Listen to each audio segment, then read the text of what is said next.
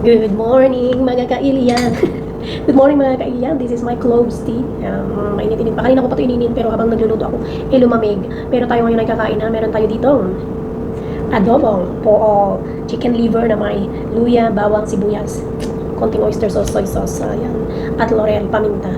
Ang aking malapit nang masunog na ampalaya with egg. Mihilang ako mga kailiyan. Muntik na sunog yung mga ano. Pero anyway, kain na tayo mga kailiyan. Kain na tayo mga kailiyan. Yung asawa ko, umalis. Nagpunta siya sa Aldi's. So tayo kakain na. Magkakamay ako kasi malinis naman yung aking kamay. Nakailang beses ako naghugas ng mga plato or mga ginamit ko habang nagluluto. Ganun ako mga kailiyan. Excuse me. Habang nagluluto ako, pagkatapos kong magluto, tapos na rin yung hugasin. Ganun ako. Kaya pagkatapos ko dito kumain, yung pinagkainan ko na lang ang aking hugasan. Kayo ba'y kumain na mga kailiyan? Itong ampalaya na to ay hindi ko piniga. Binabad ko lang sa konting asin. Tapos drainain ko na. Kain tayo. Sa inyong unang subo.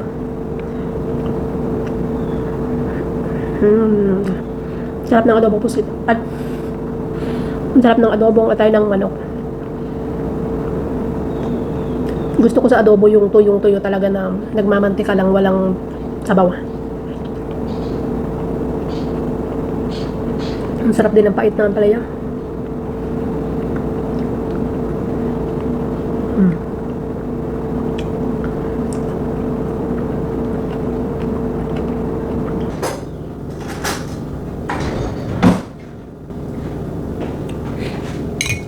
Haluin ko yung aking cloves.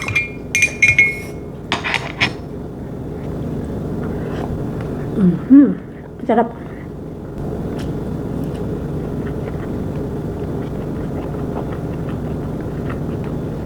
Gusto ko yung ganitong ampalaya, yung pag kinakain mo, crunchy pa rin.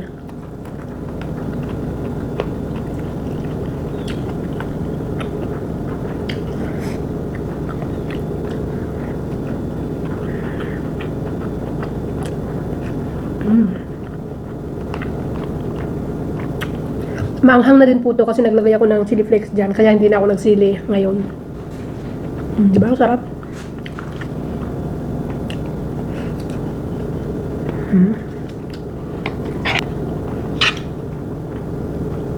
Yan o.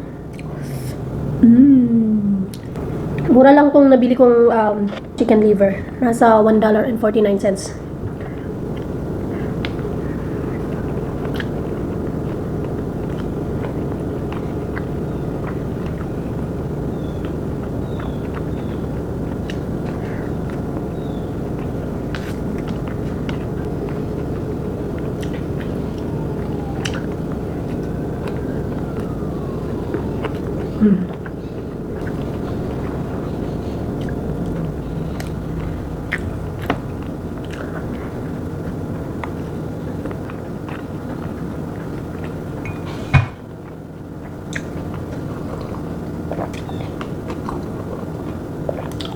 Sarap humigop ng cloves tea.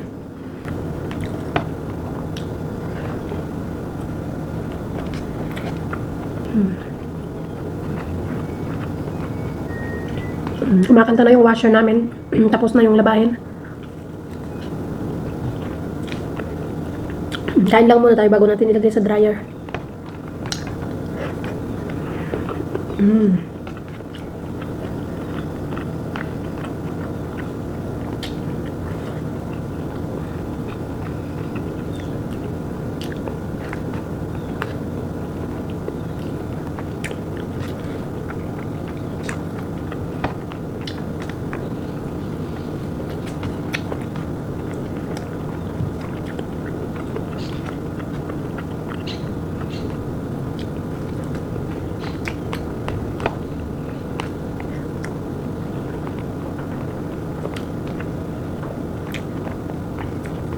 Sarap ng palaya.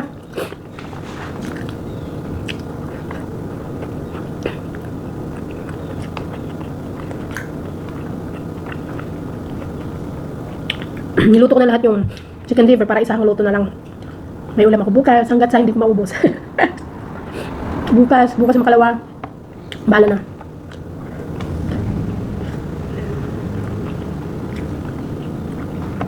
Sarap.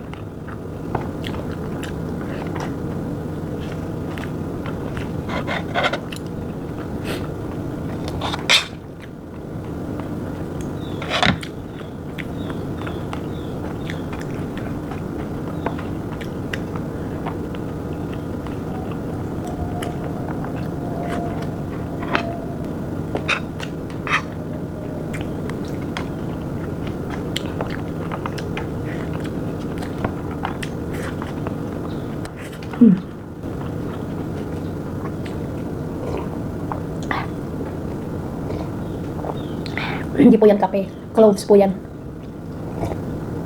Thank you for watching.